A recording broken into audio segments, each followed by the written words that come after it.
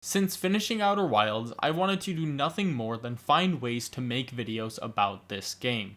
This not only gives me a reason to jump back into the game, but also creates something of value for, well, you.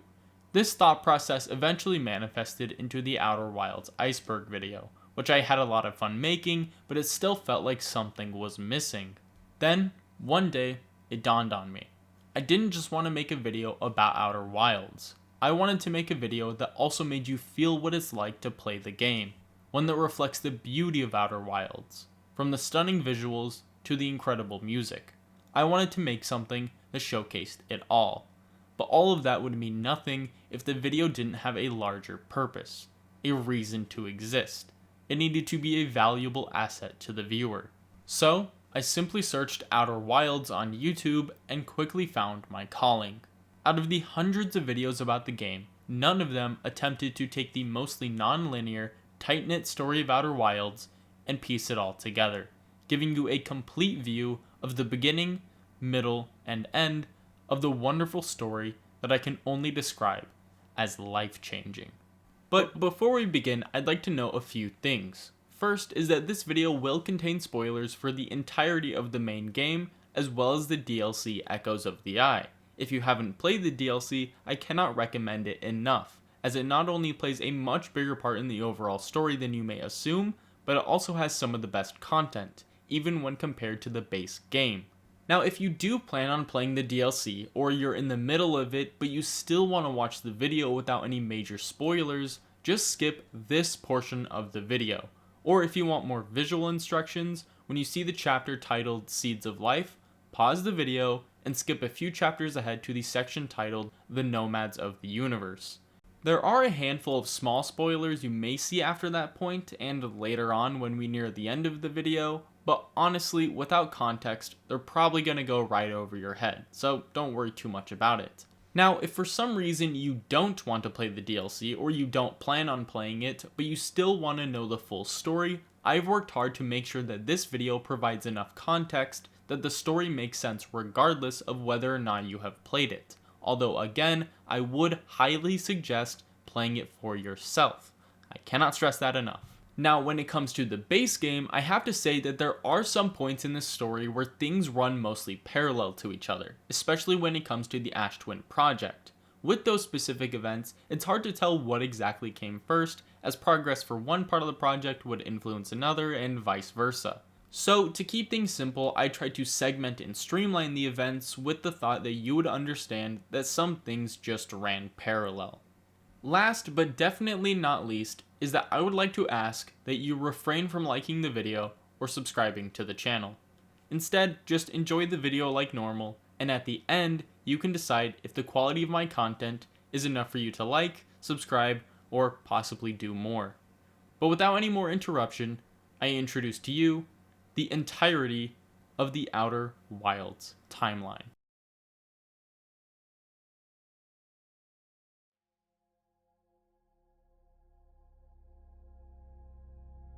The story of Outer Wilds doesn't begin with an aspiring astronaut waking up to a distant explosion, nor does it begin with the Nomai picking up on a mysterious signal from deep space. No, this story begins long before all of that. Before space, before time, before anything, there was the Eye of the Universe.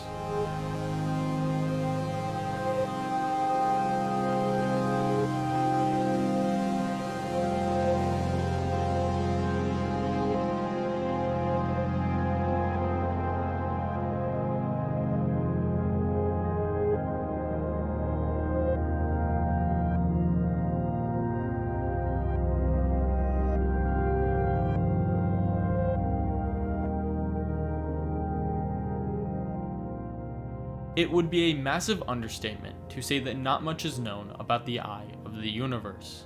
There are theories, yes, ranging from it being a quantum black hole to being the consciousness of the multiverse itself.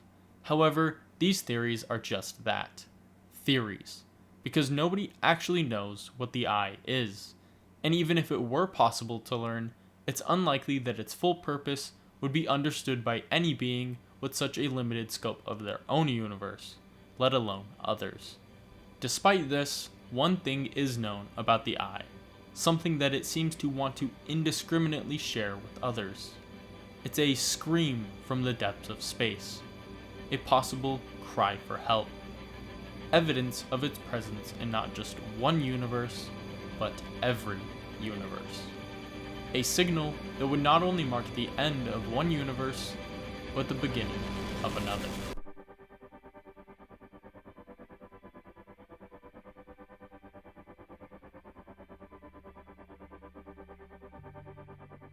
Every universe is born the same way.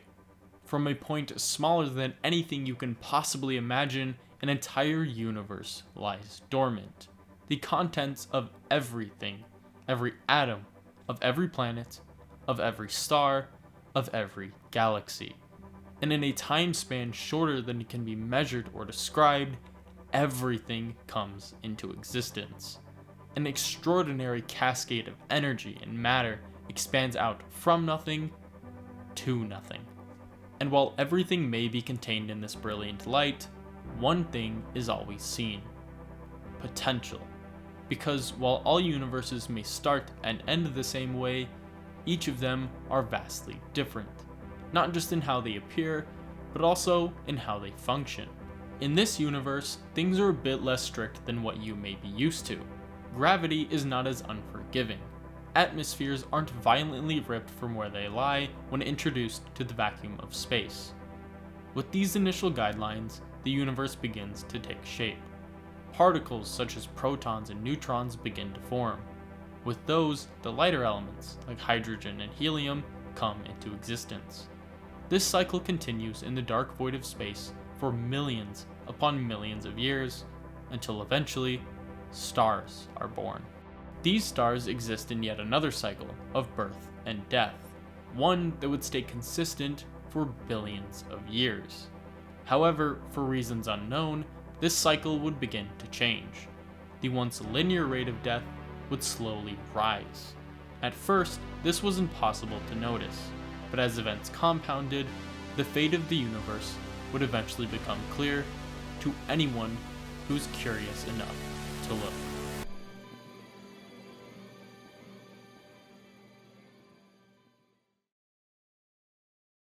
Thanks to the less than strict rules of the universe, life was not only a possibility, but a seemingly common occurrence. And while there are possibly hundreds if not thousands of civilizations in the known universe, there are only two that are of importance as of right now. Those being the Nomai and the unnamed species I will be referring to as the Alks. It's not entirely clear which of these two species first emerged. You can make inferences based on certain events, but it's never clearly stated. Regardless, on the cosmic timeline, they both just so happen to evolve at around the same time. However, it's the Alks who just so happen to be close enough to the eye to be the first to receive its ancient signal from deep space.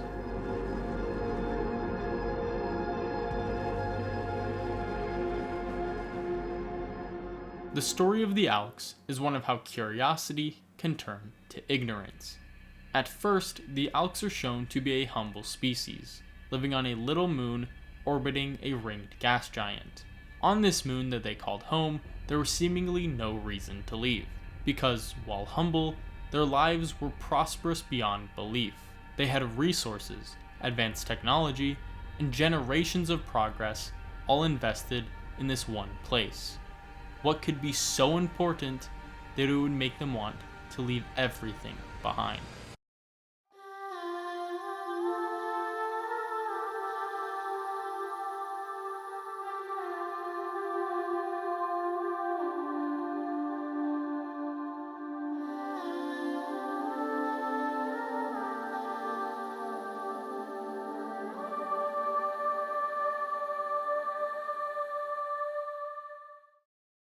The discovery of the Eye of the Universe was the most important event in Alk history, not only because they would quickly discover its pre-universal existence, but also because it gave them something they never previously had: a reason to leave.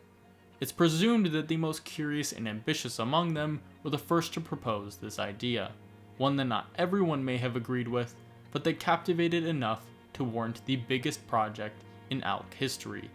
A project that would not only mean abandoning their moon, but also harvesting it, to the point of uninhabitability. Their plan was to pull resources from the moon to construct a large ringed space station, visibly similar to that of their home world. And after years, possibly decades of development, the station was complete. It's unknown what they called this station, but eventually it would be known as the Stranger. Every single ALK was to abandon the moon that they called home, because now they had a new home that they would use to embark on a lengthy journey to uncover the prime mystery of the universe.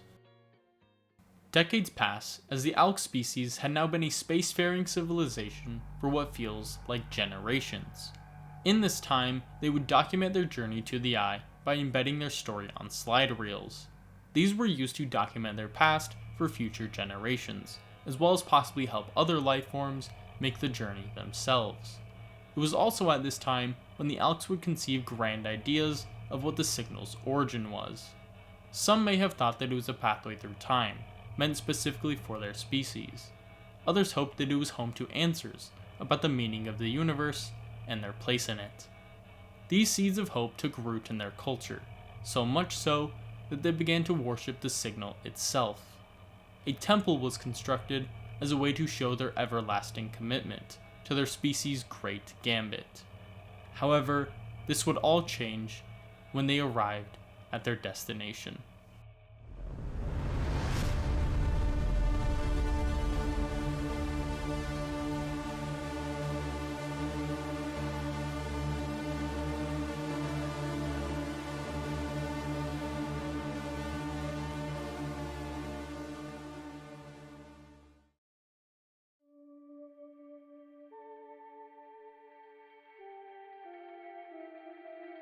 Their hopes were shattered. They had risked everything to get to this point, but in the end, they were wrong. Their signal didn't offer them answers or special treatment.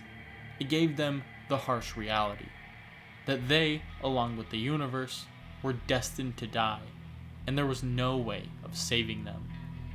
But it was in this moment that we see an entire civilization renounce something as seemingly fundamental as curiosity. After all, it was curiosity that got them here. It was curiosity that gave them hope. And it was curiosity that ripped it all away, revealing the harsh truth. The ALKs would destroy their temple, and not only that, it would also begin construction on a device that would keep anyone else from being deceived like they were. They would even go so far as to cloak the Stranger, to keep unsuspecting visitors away. Years pass, and the ALKs, being a stubborn species, continue to cling on to their resentment. In fact, they have grown even more bitter, as they have now fully realized the weight of their decisions. They will never be able to go back home, and this place that they have built has only been a constant reminder of what they lost. This gives a few select ALKs an idea. They see the place they live in as a reminder of what they lost, not because it's too similar, but because it's too different. It's an artificial facade of a better place they can no longer go. But what if they flip that idea on its head? What if, instead of trying to go back, they bring their home here? A prospect that, while far-fetched, isn't impossible considering their technology. With this idea, a new plan is born, one that they believed would mark the end of their suffering. A final project that once again would have them abandoning their home to build a new one. The idea was simple. Using their advanced technology, they would construct a virtual world nearly identical to that of their home world. This would not only allow them to fix their current situation, but also, as they would soon learn, live far longer than their physical bodies would allow them to. There were two devices crucial for this project's development. The first were the fires that glowed a brilliant emerald green. These were spread around the Stranger as hubs for the simulation itself, a sort of server that would host the bulk of the data required for the simulation. However, another device was required if this simulation were to feel real, a handheld device that would have to calculate the detailed graphics to make it look real. This was what the bulk of the research was dedicated to, as each iteration of the device would constantly bring up new challenges or sometimes even discoveries. One of the many discoveries revealed that this device would continue to work even after the host physically died. This meant that they could go into the simulation and stay there for eternity. Even if every star in the universe were to explode, they would live on forever. One of the many things that they may have even thought the eye would do for them. Soon enough, the project was complete, and every ALK made their way into the simulation. They were not to wake up, each of them fully content to live out the rest of their eternal lives in complete ignorance. All except one.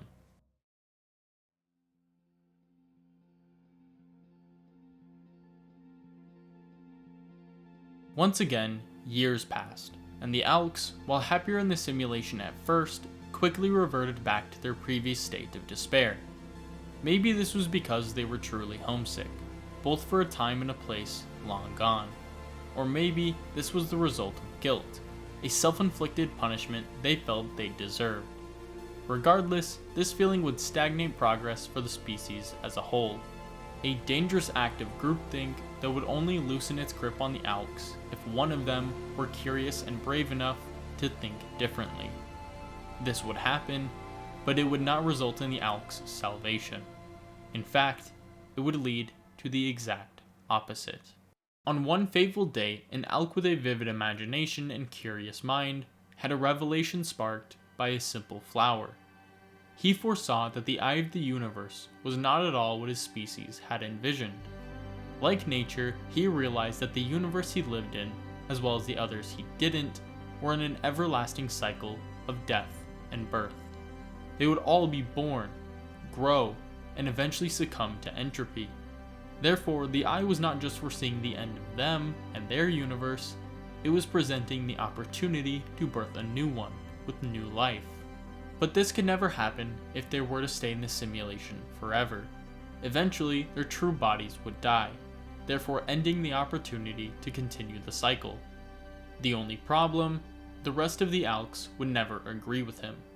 They may even see it as a betrayal of everything they had fought to accomplish. He wasn't sure if he could make it to the eye without them noticing, but what he could try is disabling the signal blocking probe. With that, he attempted to right all the wrongs of the past ALKs.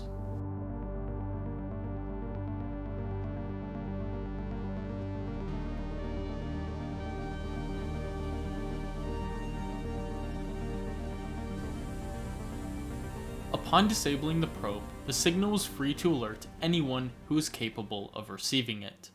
Unfortunately, this act came at a great cost, as the other ALKs were quick to catch on.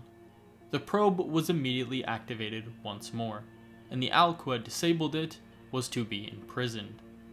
For this, they built a special structure both in the real world as well as in the simulation to act as his prison.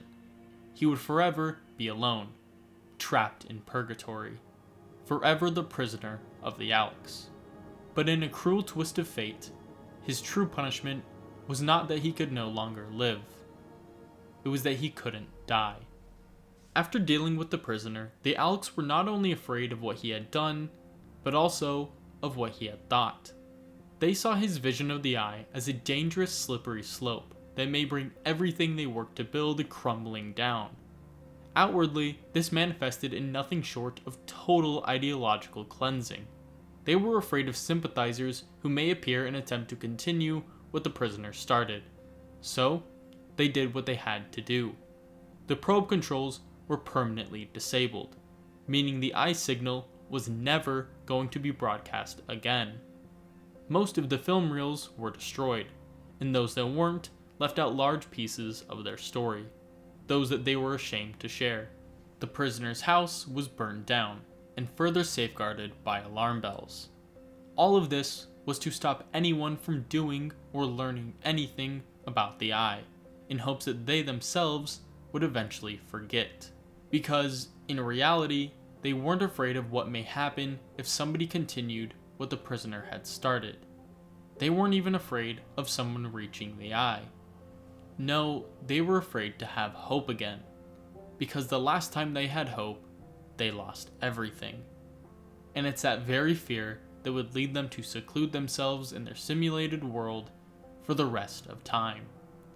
Little did they know, this would not be the end of their influence, because unknown to them, what the prisoner did was not only free the signal, but change the course of the universe itself.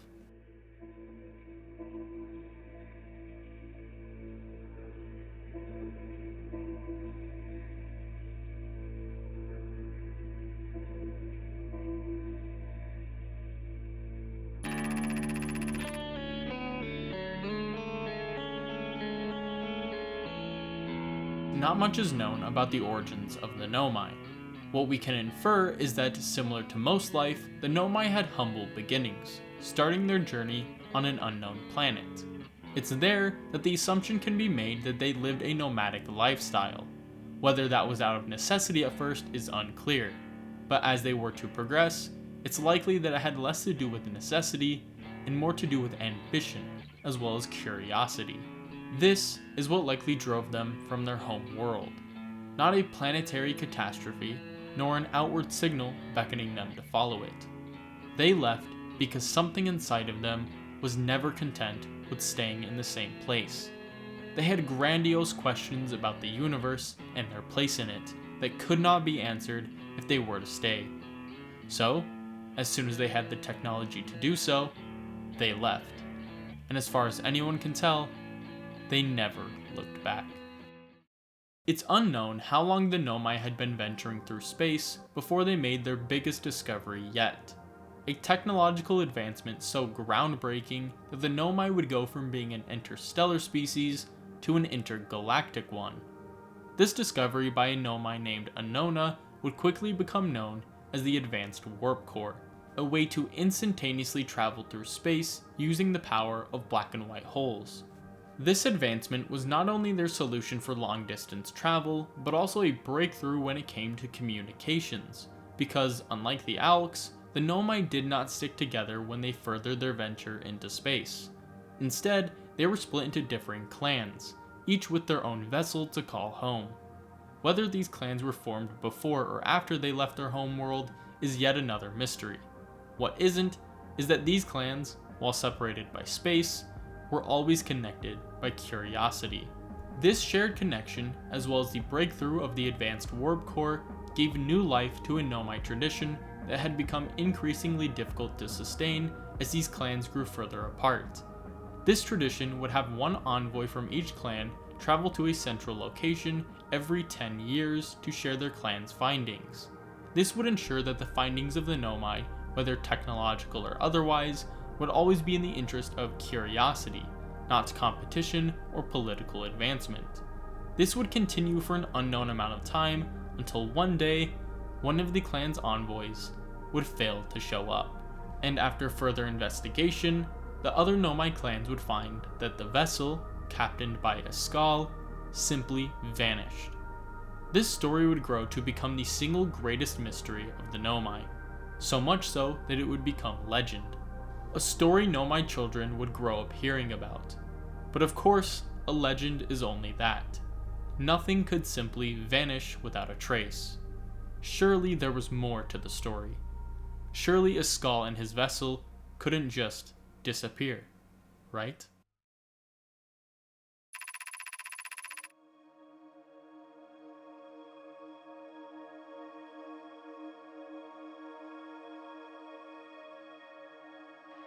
I'm recording now. I've never encountered anything like this. The signal the vessel's receiving appears to be older than the universe itself. This is our first contact with anything of this nature. Everyone, prepare to warp immediately. Eskal, wait. I need more time to send an outgoing message. Shouldn't we tell another clan where we're going? We can send a message upon our arrival. This extraordinary signal appeared suddenly and may disappear just as quickly, and we can't lose a discovery this incredible. Focus on preparing for the warp instead. Anona, is the vessel ready to warp to the signal's approximate coordinates? The warp core is powered, but this will be a significant jump. Afterward, we'll need time to recharge the core. I shouldn't create a problem, provided we arrive at or near the signal source. Everyone, we're ready to warp.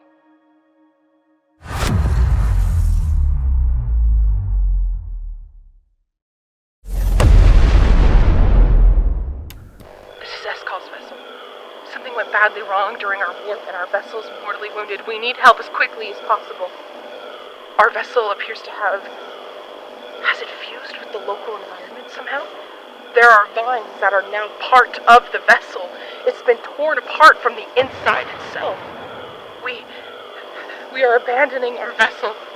Any Nomai clans or spaceflight-capable species receiving this message, I implore you, we need your help. Is this broken? Can anyone hear me? Our vessel is dying. We need immediate assistance.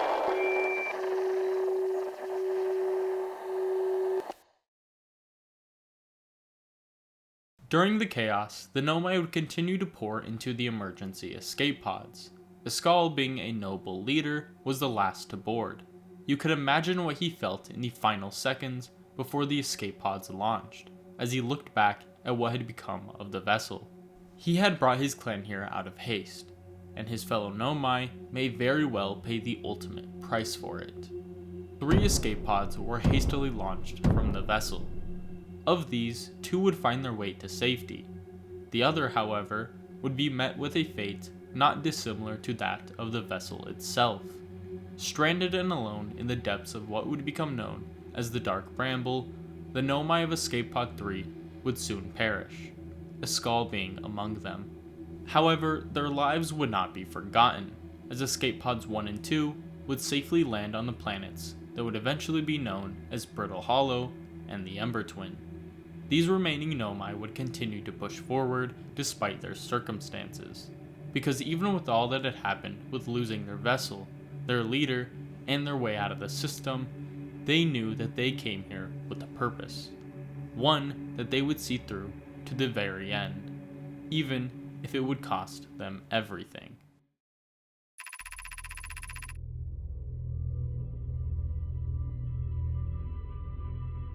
Upon landing on the equator of Brittle Hollow, the scanners of Escape Pod 1 indicated that the planet, while mostly barren, was habitable. The Nomai were thrilled to learn this. However, their thoughts still remained focused on prior events. They questioned what exactly happened to the vessel, and if other Nomai had landed unharmed, were they lucky enough to find a hospitable environment? These thoughts were quickly interrupted by a new threat, because, while hospitable, the planet's volcanic moon made the surface of the planet far too dangerous to inhabit. This pushed the Nomai to construct platforms that would help them with their goal to build an entire settlement below the crust of the planet. It's here, in a hastily constructed settlement suspended above a gluttonous black hole, where they were finally able to grieve. For some, this manifested into deep thought about what exactly had happened with the warp and the destruction of the vessel. Others sought further progression, potentially seen in their work with the early prototypes of what would become known as the gravity crystals. But for the ones who had lost those closest to them, they were unable to do anything but wonder. As they stared at the mysterious disappearing moon, they wondered if their loved ones had perished, and if they hadn't, they wondered if they could sometime see the very moon they were looking at as well. Upon landing on the Ember Twin, the scanners of Escape Pod 2 concluded that the surface of the planet was far too hot, and therefore inhospitable. Initially, this was extremely bad news for the Nomai aboard, but they would soon learn that the cave systems below the Escape Pod's crater were far cooler than the surface above. Before their trek into the darkness, these Nomai, same as the others, questioned the safety of their counterparts, hoping that they had been as lucky as themselves. The journey below the surface was a treacherous one, but after some time, they had found the perfect spot. A large cave safe from the harsh environment brought on by the sun, fit with a grove of trees for oxygen, as well as interconnected cave systems for ease of access. It's here where they would set up their permanent home that they would fittingly call the Sunless City. Similarly to the Nomai of Escape Pod 1, the Nomai of Pod 2 were grief-stricken. Those who took action began working on a way to harness their greatest threat, the sun, to power the city, while those who had lost someone dear to them could find some solace in the thought that the strange moon orbiting their world was in some way connected to their lost friends and family. This thought is what kept both groups progressing, knowing that one day they would find a way to reunite. And when they did, they would continue their clan's search for the origin of the elusive signal that they had fittingly named the Eye of the Universe. After landing on their respective worlds, the independent Nomai groups began advancing rapidly. For those on the Ember Twin, this was quickly seen after the development of the High Energy Lab, a solar-powered facility that was the crown jewel of the Sunless City. Those on Brittle Hollow, on the other hand, had discovered a massive problem. They had realized that setting up camp on the equator of the planet proved to be ultimately dangerous, as the crust above them could collapse at any moment. Luckily for them, they had developed a way to traverse the planet from the inside. Using the strange gravitational properties of the ground itself, they had developed gravity crystals that would produce an exaggerated gravitational field. This meant they could line a portion of the inside of the planet's crust with crystals, therefore creating a path that they could walk to the planet's poles, the only portions of the planet that were nearly completely stable. It's there that they would construct a new home that they would dub the Hanging City. Their next venture would be that of energy. Thankfully, they were able to construct the Black Hole Forge to utilize the power of the black hole itself to produce plenty of energy to power the city. Combine this abundance of energy with the strange gravitational properties of the planet, and it was only a matter of time before the Nomai on Brittle Hollow would develop space travel once more. And indeed they did. Using the gravity crystals, or perhaps an advanced version of them, the Nomai developed the gravity cannon, a device used to launch ships into orbit without consuming fuel. It's at that point, presumably years or even decades after the vessel's crash, that the Nomai were finally able to reunite. Families were made whole, friends were reconnected, and those lost were properly grieved.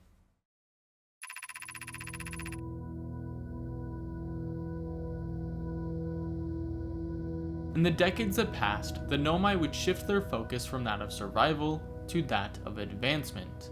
In this time, some would set their sights on the teleporting moon. Others would begin their work on recreating warp travel. But the first of these ventures was to pin down the very thing that brought them here in the first place. In the time after the vessel's crash, many Nomai would attempt to rationalize the Eye of the Universe. More specifically, the fact that the signal was older than the universe itself. This spawned many theories, yet none of them would ever be conclusive enough to satisfy their curiosity. The only way they could truly understand it would be to somehow find it once more.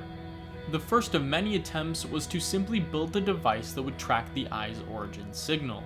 This device was constructed on the moon of Timber Hearth, as it was the perfect place to view the plane of the system. But unfortunately, after its construction, it was found that the device didn't work as intended, as when they attempted to focus on the Eye's signal, they were met with wildly inaccurate information.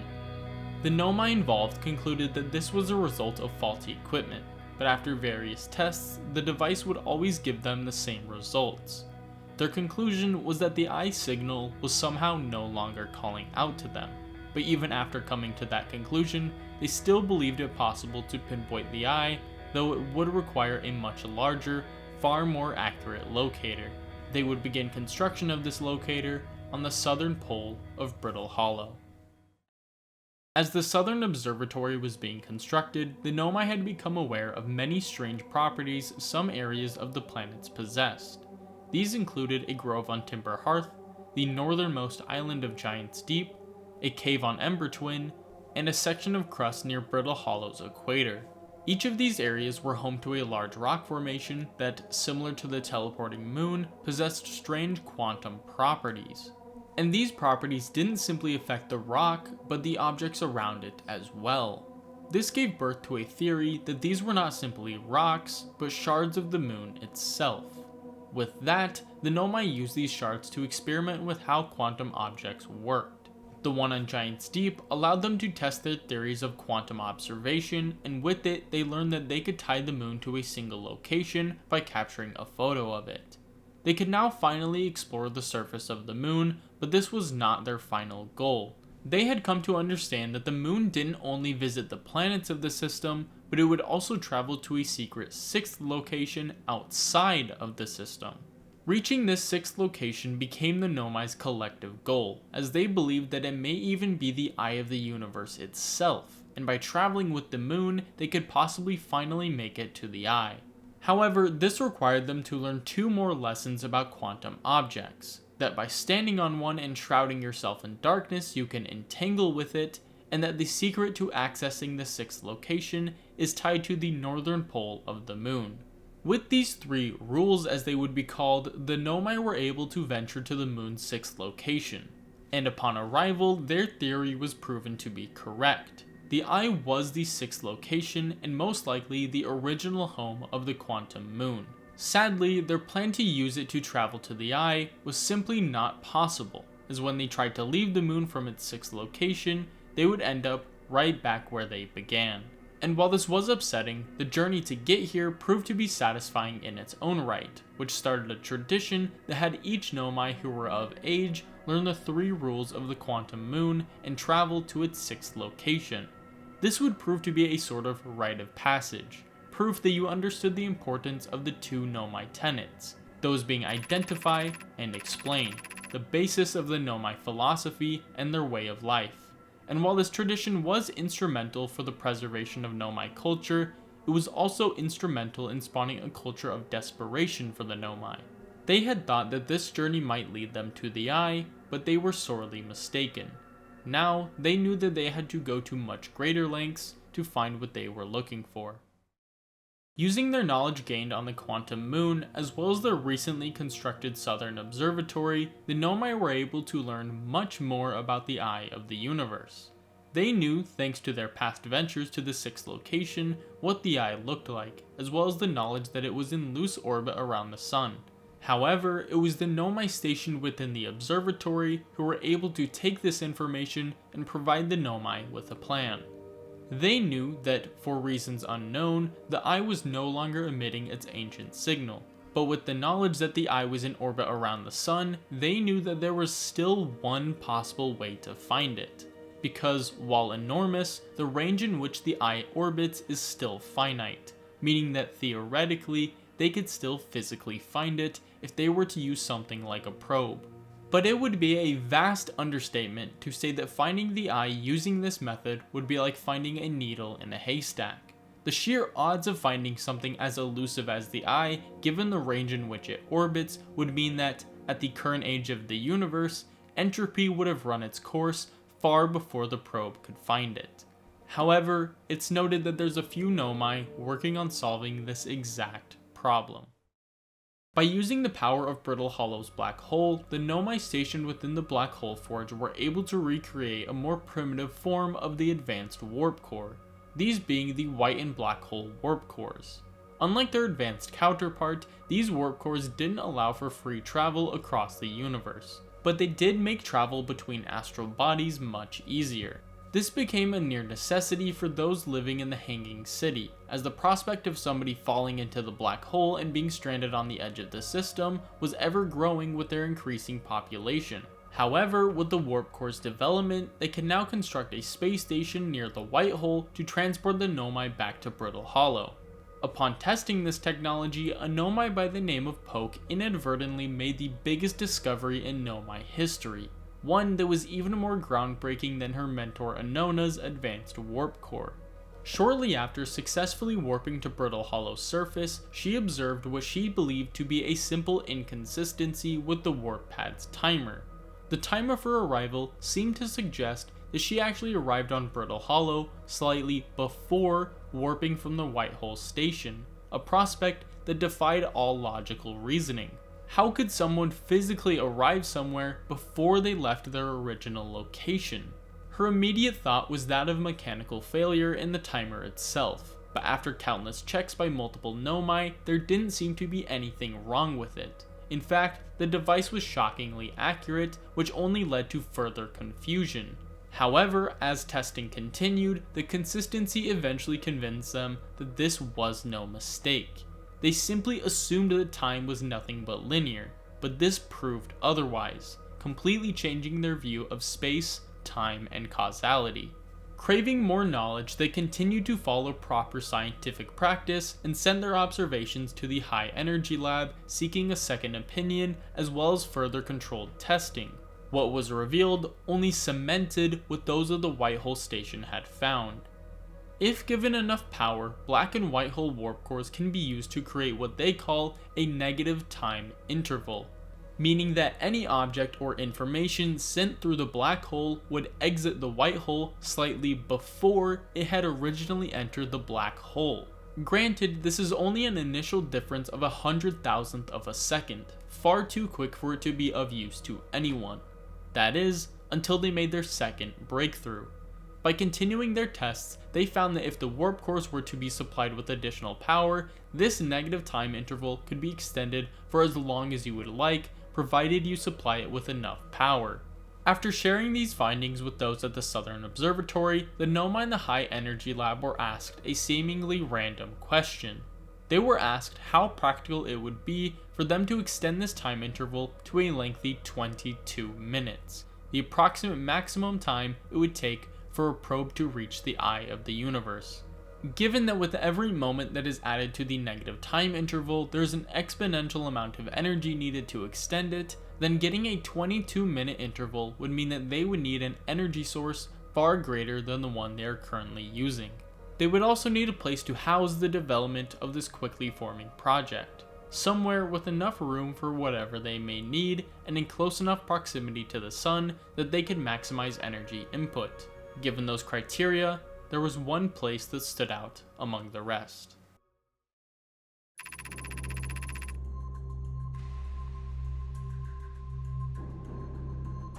The plan to deliberately cause a supernova in order to find the eye of the universe was not one that was accepted unanimously, because while some saw it as a necessary evil required to answer their clan's greatest question, others saw it as evidence that their obsession with the eye had gone too far, that there was simply too much to risk to even attempt such a task, regardless of whether or not safeguards were put in place. Despite these concerns, the project would continue, as it still remained their best hope of finding the eye.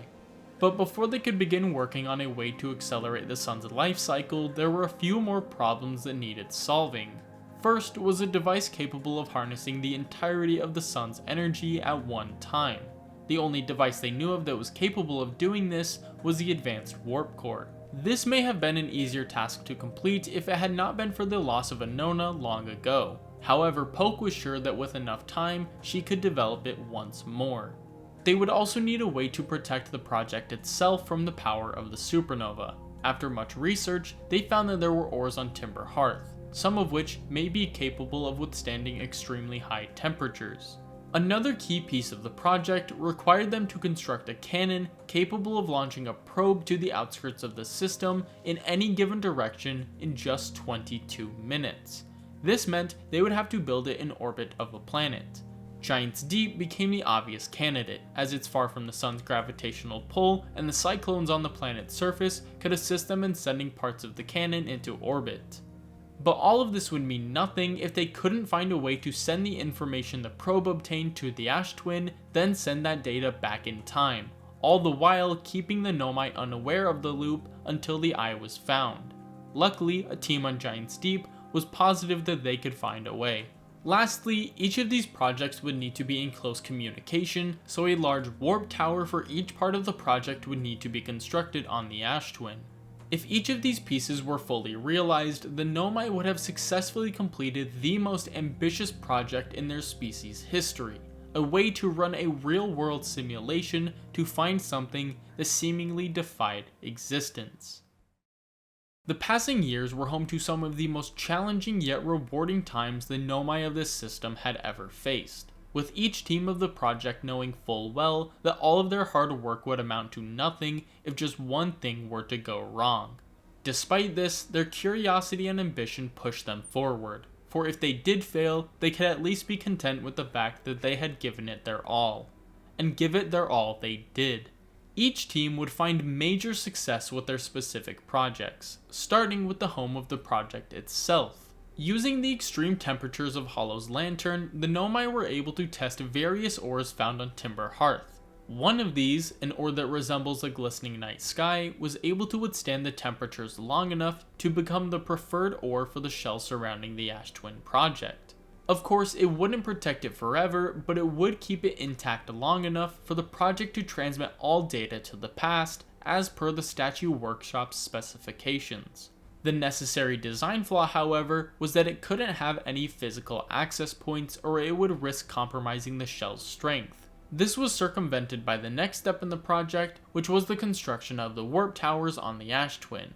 This would serve to uphold all tight-knit communications between each of the various teams spread across the vast system, two of which were headquartered on the monstrous Giant's Deep.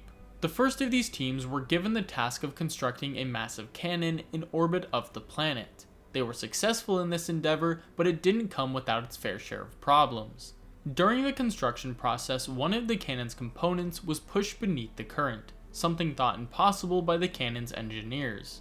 This observation was sent to the Southern Observatory for further research, where they found that while most cyclones on the planet sent things upward, a quirk that the engineers took advantage of to build the cannon, some cyclones spun in the opposite direction, pushing things downward below the current.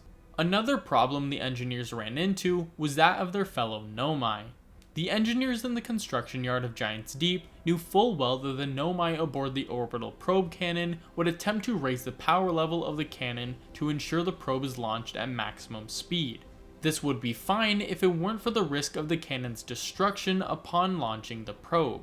To prevent this from happening, they decided to lower the power level of the cannon, so even if it were raised, the cannon would at most simply break apart.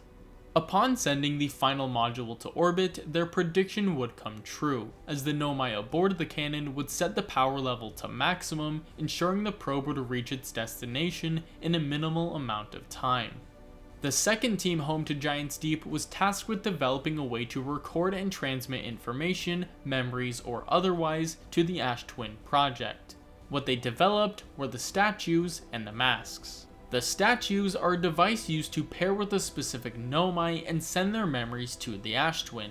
There, each statue would have a corresponding mask that they would use to record the host's information and send it back in time, as the project is powered by the supernova. Of course, the Nomai aren't planning on pairing with the statue the entire time, as the whole point is that the project would allow them to find the eye in what they perceive to be a matter of minutes, while the probe, that would always be tied to a mask, could search for the eye millions of times, with each attempt being recorded and sent back to the project for readjustment in the next loop until it eventually finds the eye. The final steps of the Ash Twin project were the completion of the Advanced Warp Core and the Sun Station.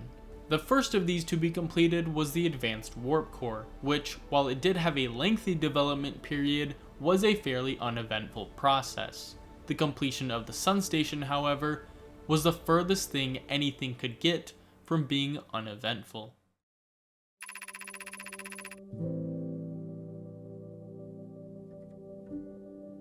If everything went according to plan, the Ash Twin project would function as follows. The Sun Station would successfully jumpstart the Sun's natural life cycle, causing a supernova. This energy would in turn send enough power to the Ash Twin project, and in turn the Advanced Warp Core, to power the 22-minute loop. At the beginning of this loop, the orbital probe cannon would launch a probe at a random coordinate in hopes of finding the eye of the universe.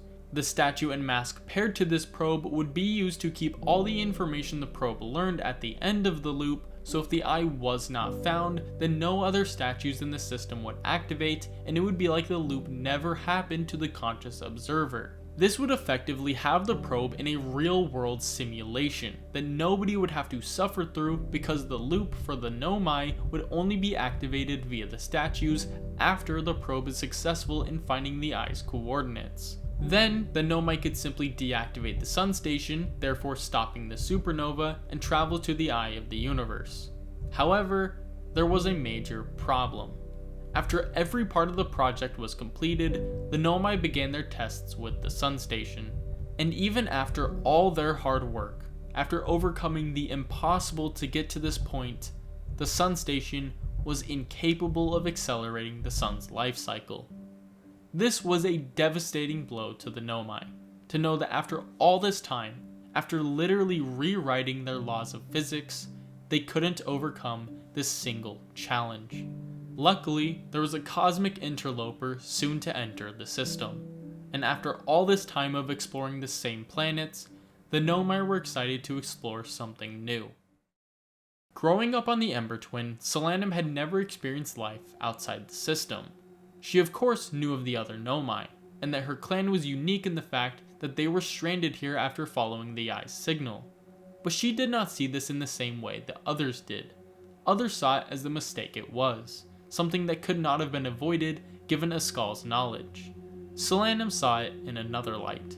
She saw it as a potentially deliberate attack, a malicious attempt from the Eye to destroy their clan. For years, she sustained the thought that this may be the case.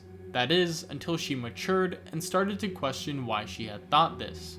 Her conclusion was that she wanted to believe her clan was special, that the universe had either chosen or condemned them. But now, she believes that the universe is not something that chooses anything. It simply exists, and their circumstances are exactly that. Circumstances. This maturity would help her in her next endeavor, a tradition that had been ongoing for generations at this point. The journey to the Quantum Moon's 6th location. Upon coming of age, Solanum would learn each of the quantum rules and in turn gain a newfound respect for her culture. She would then prepare for her final venture, where she would land on the moon, entangle with the quantum tower, and travel to the northern pole, finally entering the 6th location. Unbeknownst to her, after just a few moments, she would meet an unlikely visitor, who would inform her that the universe she once knew was all but gone. Upon landing their shuttle on the surface of the interloper, the three Nomai aboard immediately picked up on a strange anomaly coming from deep below the comet's icy surface. Wanting to explore more, yet fearful that the ice may endanger their shuttle, one Nomai stayed behind while the other two investigated the anomaly. The two who left found that the sunward side of the comet had a small fissure, allowing them to travel inside where the energy reading steadily increased as they traversed deeper. At the core, the energy reading spiked when faced with an emerald-colored spherical crystal. After investigating further, they found that the energy readings weren't coming from the crystal, but from what was inside of it. Their heart rates climbed as they began to realize the situation they were in. This was no crystal. It was a time bomb just waiting to blow, and the only thing keeping it from doing so was quickly fading away. Without warning, the crystal erupted, sending out a powerful shockwave of exotic matter that killed anything it touched. Within seconds, the entire system was enveloped in a green cloud of matter. Any place it could reach, it did. Just one crack is all it needed to infest an entire volume of a planet, building, or ship. The entire system was a desolate wasteland, a shell of its former lively self. And while life had nearly been completely wiped out, there was still one place this ghostly matter couldn't touch. The place that was home to the next generation of cosmic explorers. Those who would root their curiosity in the mystery of the Nomai, and someday continue their legacy.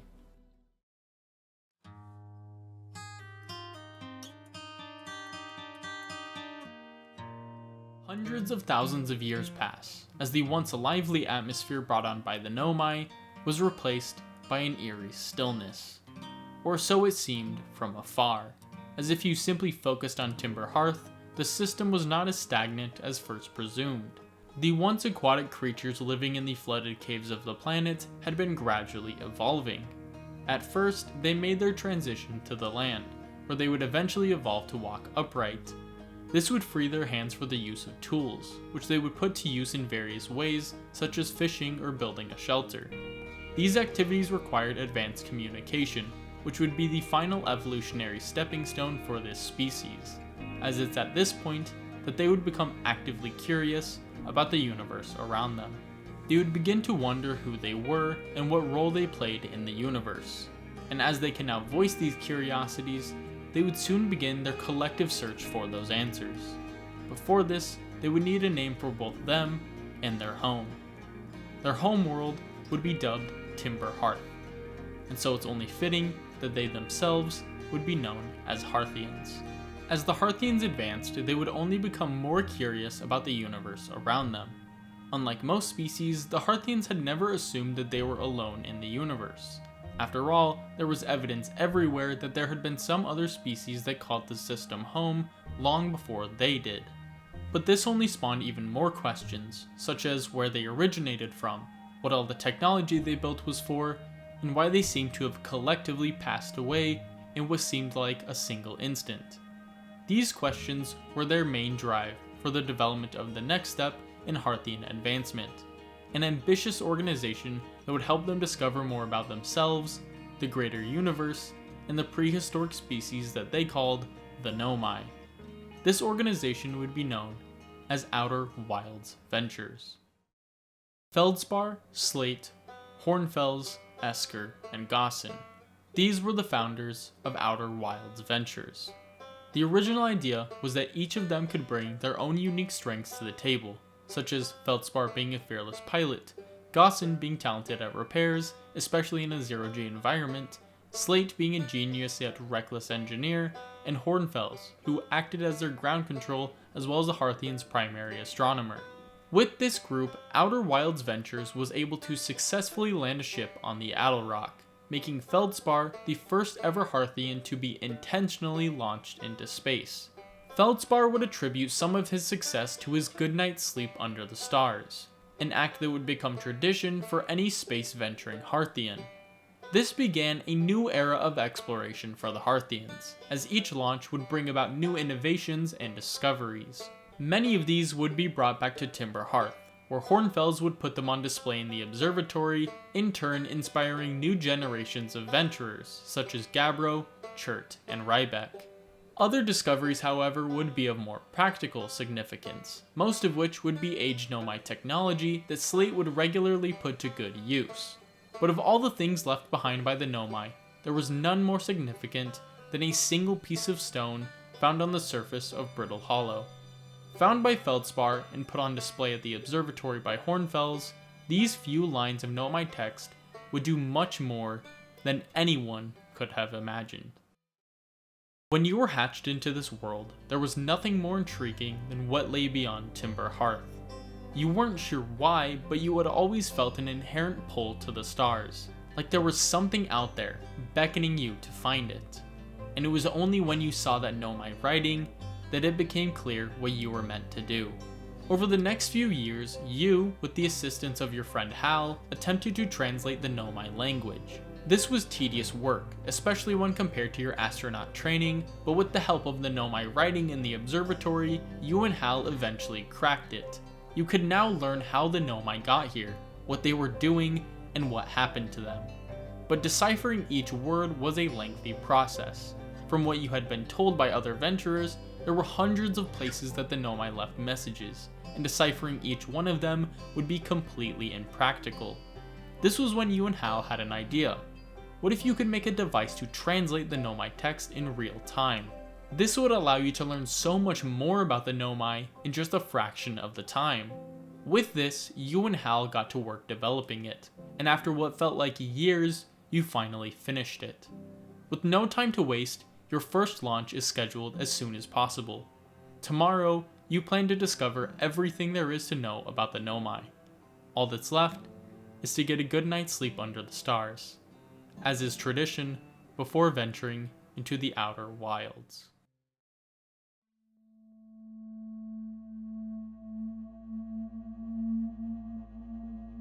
You wake up to see Giant's Deep in your immediate view. Like every other time you've seen it, you wonder what the purpose of the strange space station orbiting it truly is. But unlike the other times you viewed it, you know that today you could actually figure it out. So, without hesitation, you go to the launchpad elevator, forgetting that you don't have the launch codes. Slate is eager to remind you to go talk to Hornfels in the observatory to obtain them, which you hastily do. At the observatory, you notice a new statue you've never quite seen before. Hal notes that Gabriel recently brought it back from Giant's Deep, as it's the first Nomai statue he's found that's in near perfect shape. After pressing forward, you take a look at the observatory once more, reminding yourself that this may be the last time you'll get to look at this place before you know the Nomai story once and for all. After talking to Hornfels, you begin to make your way back to the observatory's entrance, exiting it completely uninterrupted. At the launch pad, you ride the lift upward, remembering all the training you've gone through to get to this point. And as you buckle yourself into your seat, you say to yourself that you'd gladly go through it all again if it meant learning just one thing about the Nomai. Just one piece of what you can only imagine is a rich history.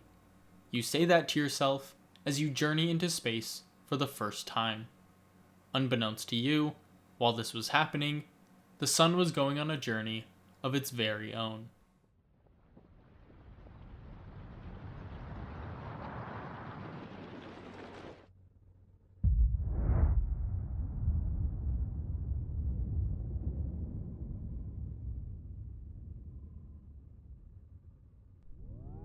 As the supernova expands past the ash twin, the advanced warp core at its center kicks into gear.